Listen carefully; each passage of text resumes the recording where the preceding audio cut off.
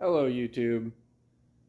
So back to this week. Done a couple things already. I went and picked up my Frontier rear half of the exhaust. It is exactly the same as the D21 exhaust as far as hangers, all that stuff. So I will show you what we got. So it comes up to there. Got a muffler. And so yeah, we've got this hanger right here. That's exactly the same. Got those two hangers up there, and then if you can see right through there, that rear hanger up top is the same as well. And then factory pipe out the back. That being said, the Frontier Y pipe comes down about here, and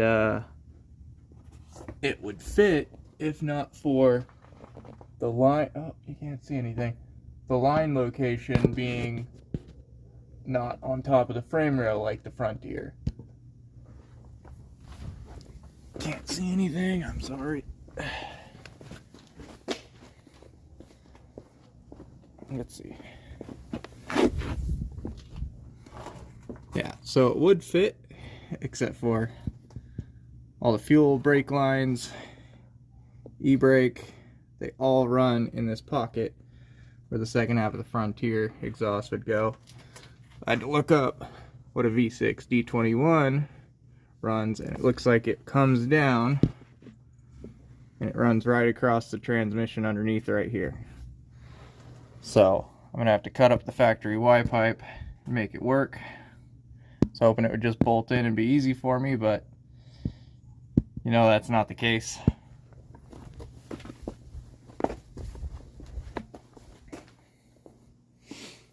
So I've already started chopping a little bit. Here's the factory Y pipe that goes to the tail of the transmission. I've already cut the cats off of the down pipes. Down pipes are in pieces right now. Started trying to basically line these up. So I've got a general idea of what I have to do. I'm just hoping, don't have a lot of spare piping, so I'm hoping I can make something out of the exhaust pieces I have here, particularly without using this half of the Y pipe, because the pipe actually gets smaller in the bends, and this pipe is already pretty small as it is. I know getting rid of the cats will help a lot with flow, but that's smaller than 1 5/8", which is pretty small. It's not too much smaller than the collectors of the headers, but yeah, that's still pretty small. I would feel a lot better if that was 1 3/4 to 2.5 inch, but we're building this on a budget and I can always upgrade later. So we're just gonna hack it up and make something work. Alright guys, I am dead. It is late. There's a lot of tacking and fitting and testing it under the truck, finding out the angle was slightly off, undoing it, pulling it all back out. Yeah, it was some steps, but after all of it, this is what we have. Almost looks, as far as what I can tell online, like a factory piece, minus the ugly welds, especially with this thing. This thing's old. Yeah, the spool tension did not want to stay, then it got jammed up in the wire. I had to pull half of it apart. I thought this thing was toast at least once. Finally, I was like, oh, this thing's finally done. But luckily, held together enough to get this done. And yeah, so not too bad. Clears everything pretty well. It is a pain to get in and out of the truck, but you know, I could add a flange somewhere, but it is doable. Got to pull the front drive shaft, pull the slave cylinder, and then pull the manifolds just to have enough space to move it forward. And I may cut this down a little bit because I'm going cheap. Because basically for this guy, I'm just going to slip one of these guys on, build the exhaust off of that, call it a day. So yeah, I could cut a little bit more off of that, kind of make that tail shorter, make it easier to get out.